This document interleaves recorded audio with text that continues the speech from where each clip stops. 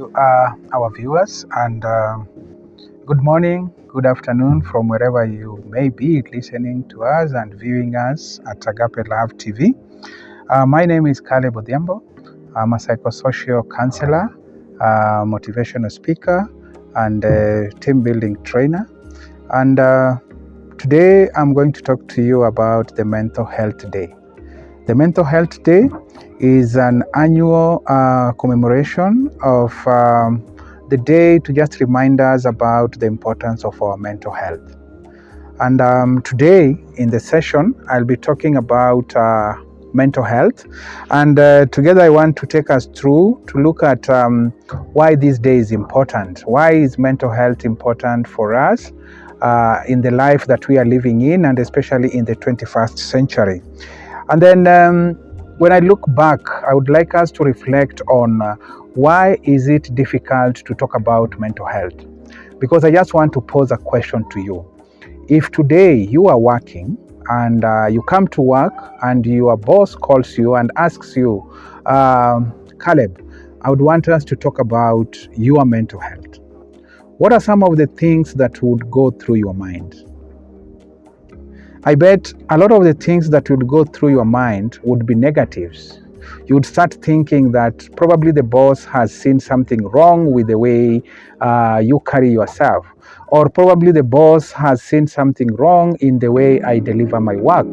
So the notion of talking about mental health brings with it some negative connotation, and when you look out there in the community and you ask people to tell you what mental health means in their mother tongue, you'll find that most people will connote a negative to it.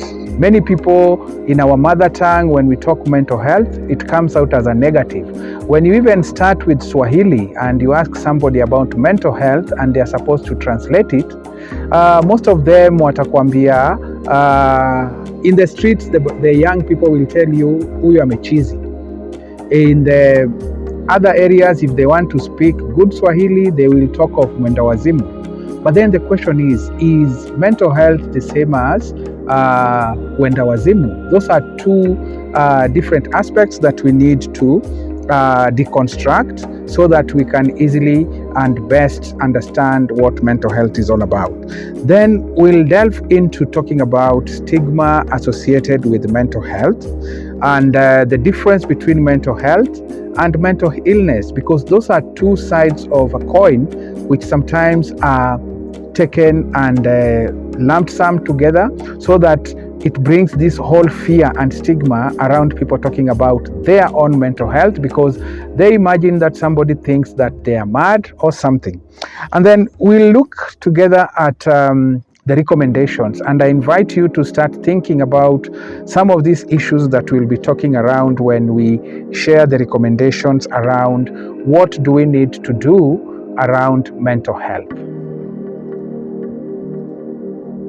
So,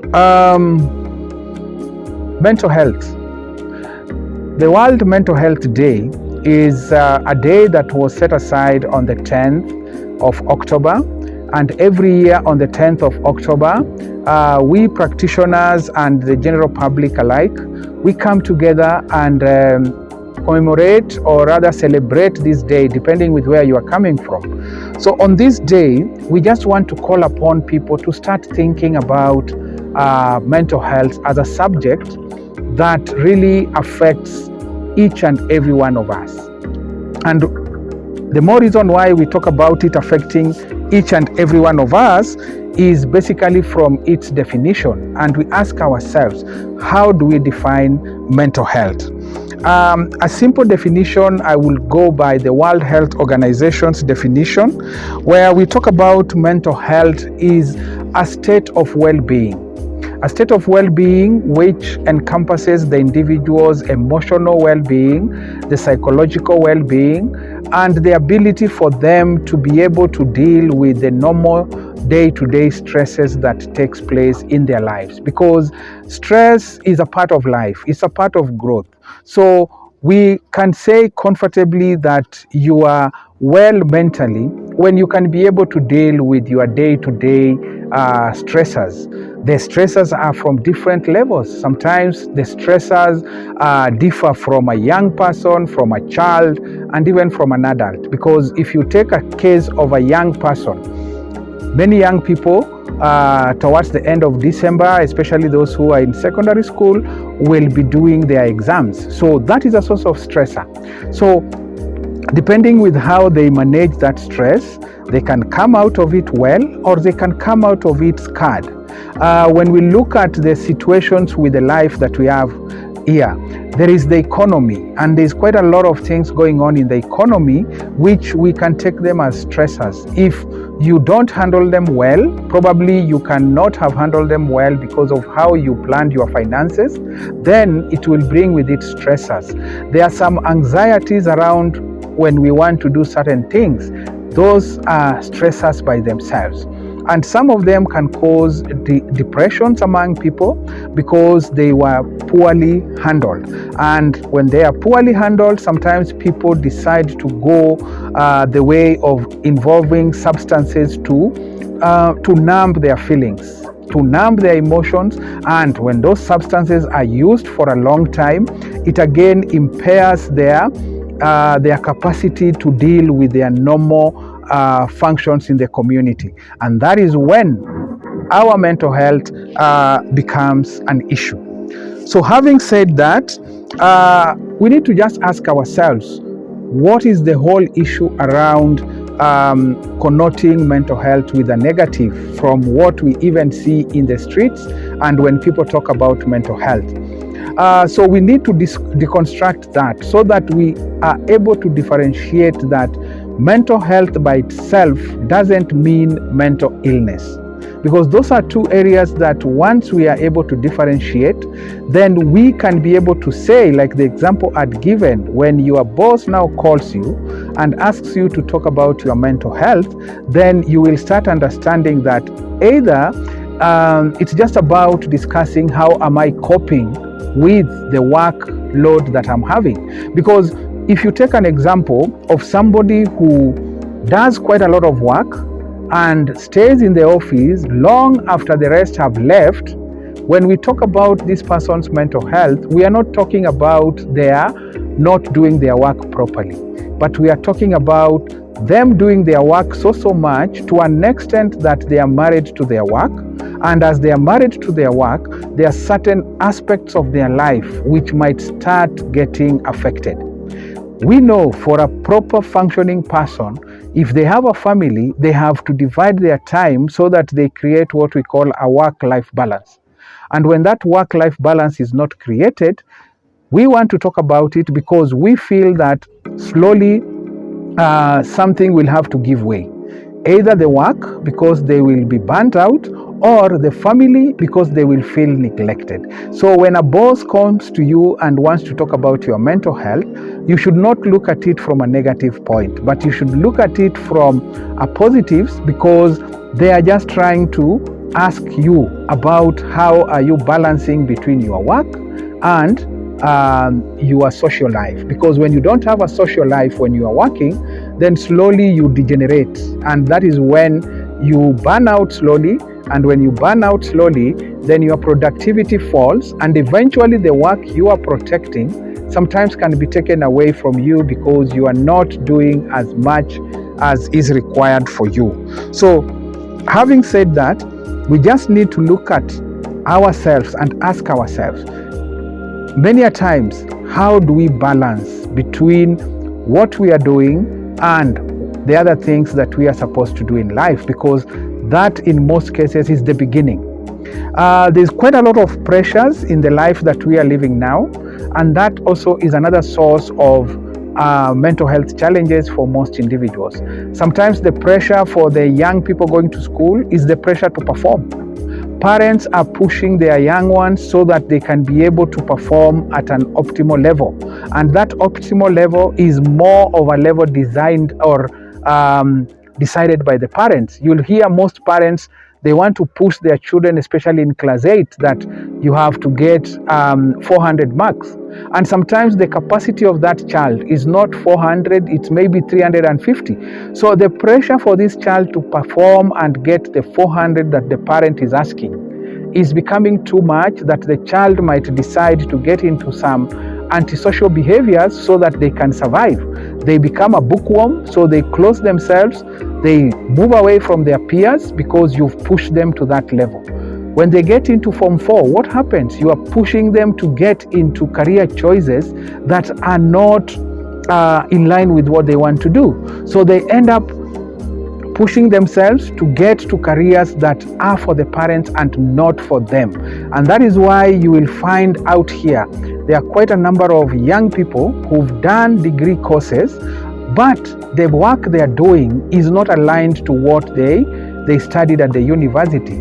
When you talk to them, that is when you realize that most of them, they went to the university to just satisfy the needs of their parents. So then you ask yourself, when you start pushing this young person at that level, at the point when they start living their life, how will they make decisions when you are the one who's been making decisions for them? Because many a times now we even have parents pushing young people because our young people are growing in a different culture. They are growing in a different culture as opposed to what sometimes as parents we went through. And you will see the marriage age is becoming higher by the day. So you might start pushing your child to get married at a point when they feel they are not ready. So you ask yourself, that marriage that you pushed your child, whose marriage is it? And that is where you find that we are having so many differences in relationships that children or young people who've gotten in there don't know how to deal with them, and they take the other violent route. We've seen so many cases of couples killing each other. And when you look at those couples, most of them are in a middle age situation because they got pushed into this. They have gotten children and they don't know how to deal with the challenges that comes with what they are having to face. So most of them will either get into violence, because if the situation at home is tough, the situation at work is also tough, and sometimes they can't meet and also conform to what their peers are into, then they find themselves being pushed to engage in even sometimes substance abuses, which makes them degenerate into something that you wouldn't want in the first place. Then when we look at the issues of around stigma associated with that, many a times for the longest time, and the government tried to improve the image, for most of the time, if you are here in Nairobi and you had any challenge with your mentor, then you would quickly be taken to Mathare Hospital. And at that particular time, the way Mathare was, everybody knew that you were already gone. And even if you came back having been treated and healed, nobody would want to associate with you because they would have already tagged you, ule ni mwenda wazimu, if we look at it from Swahili.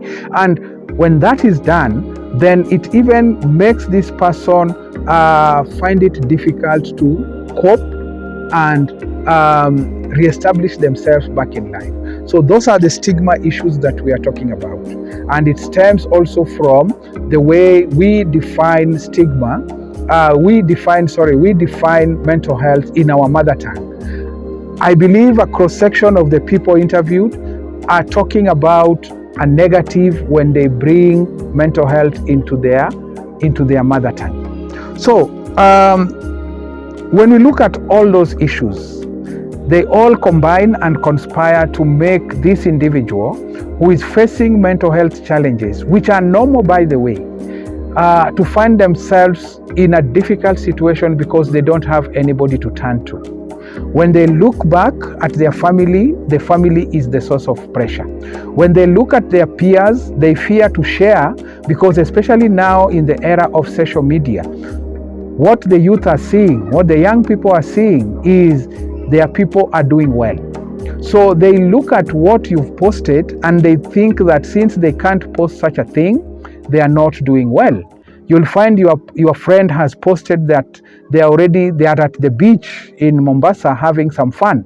And you sometimes start thinking that you've never been to Mombasa all your life. You are now probably getting into your 30s. So it starts putting you at some pressure. So all those issues around comparing ourselves all those issues about parents pushing young people, all those issues about sometimes the expectations of where we are in life and where we should be, all together makes this person feel that life is so overwhelming. And when life is so overwhelming, they start getting depressed because they feel they have not performed to the expectations of the community. So what are some of the recommendations if we wind up on this session? Number one, the recommendation would be to first start talking around getting to a point where we need to reflect on a culture-informed mental health society. And what do we mean by a culture-informed mental health society? Is we're talking about, we need to start asking ourselves, as parents, as adults in the community, we lived in a certain era. Ask yourself, the era that our children are living in, are things the same as they were during our time? And you'll realize that immediately the things are not the same. So then you need to change your conversation with young people and stop to compare them with what you are doing. And at that age where you are, you remember that at that age you might have been where you are because of the circumstance you are dealing with. I remember I was talking to another young person and they told me that, our dad keeps reminding us that, for me, by the age of 21, I was already having my own house. So it's already, you are telling them indirectly that you guys should move out of this house. So those are the things. You might have started to earn your living at the age of 21 because probably your parents didn't have enough. So when you are telling this young person now, and when you look at the situation now at 21, probably they are still in college. So when you push them to go out, and then when they go out, again you start looking for them to pressure them to get into another stage. So when we are culturally informed, we need to start by understanding that we are on different time zones and we are on different cultural zones. Because in some communities, by force or by design, a young person is not supposed to still live in the same household as the parents. So when you compare, even in a quick comparison, when you compare a young person growing in the up countries and a young person growing in the city, the way culturally they are designed in the city is very different from the way culturally they are designed in the rural areas. So then you take again another young person who has had an opportunity to probably go and study outside the country. They will adopt to some new culture such that when they come out and they become vocal in asking certain things, then you realize that this person is now behaving in a different way. So once we are culturally informed, then we will minimize or we'll even change the way we communicate with these young people and we'll slowly start to embrace them. Then the role of the different stakeholders is another recommendation we need to start asking yourself. When you are in a position where you are in a position of authority, ask yourself, to what extent are you contributing to developing or giving people a better operating platform so that their mental health is properly served? Because sometimes as a boss or as a leader in a position, you can sometimes be pushing people, and slowly as you push them, you challenge them to either conform to how you want things done and they forget themselves, or you make them to be pressured, and in that pressure, that is when their mental health gets affected. Then there is the place of mental health within ourselves. We need as individuals to start asking ourselves, where do we place our mental health? Because remember, your mental health is your number one priority. Because our minds are both our friends and our worst enemies. I want to repeat that. Our minds are both our friends and our worst enemies. Why do I say that? Everything that we do happens in our minds. We think something and then we bring it to reality. So you might want somebody to perform at their best, but when their minds are clogged up with so many things, some which are so many negatives, then even if they come to work, their productivity will be affected. Take a typical example. How is the performance of an individual when they are struggling with, say, their rent? If they left their house and the landlord had given them a notice, you will bet that this person will not be concentrating, because in their mind there is something going on, and that something is disturbing the peace that they would have to produce.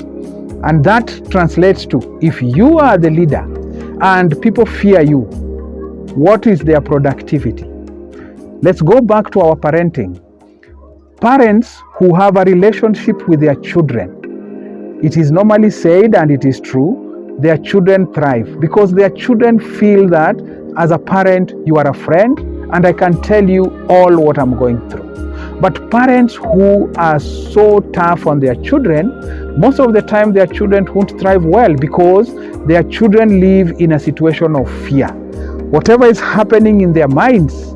I remember young people telling stories of they fear so much their parent because their parent is telling them always to be on books. So anytime their parent comes in, they will go to books. And they will show the parent that I am reading, and the parent will be very happy with them. So that is why when we say our minds are both our friends and our worst enemy, it tells us that when the mind is not given that opportunity to work well, then it becomes your enemy. When it's given that opportunity to work well, then it becomes your friend. So the other thing we need to talk about when winding up is to look at the role of social media. The role of social media nowadays has become in a situation where we are so close to each other because we can chat every day, even with somebody who is so many kilometers away from us. But then we realize that in terms of the mental health issues, that closeness is so superficial, because this person is so near because they are on social media, but they are very far when you want to talk to them on a face-to-face issue. When you have a problem, sometimes you prefer to talk to somebody who is closest to you. Like we would say in the longest time, jirani wako wa karibu ndio unaweza muomba chumvi. Yule wa mbali hata kama ni rafiki yako, wakati unahitaji chumvi hauwezi muomba. Wakati unahitaji kiberiti hauwezi muomba. So that is what social media has done for us. We sometimes feel that we are very close to each other, but at the end of the day, you'll find that we are very far. And when we are stuck with something, we sometimes don't even know how to open up and talk about it. And that is why it explains why we have so many suicide cases. Young people, both young and middle age, are committing suicide, but yet when you look at their social media, they are so active and they were really posting so many positives. So then you ask yourself, where do we draw the line? You find sometimes the positives they are posting on social media is just to conform to the society.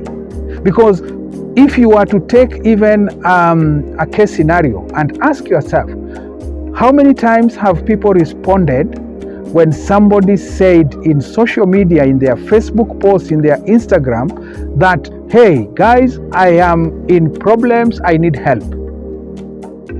The most you will see is just likes. So you are wondering, I'm saying I'm in problems, so by you ticking a like, what does that mean? Do you like that I'm in problem, or do you like because you are coming to my help?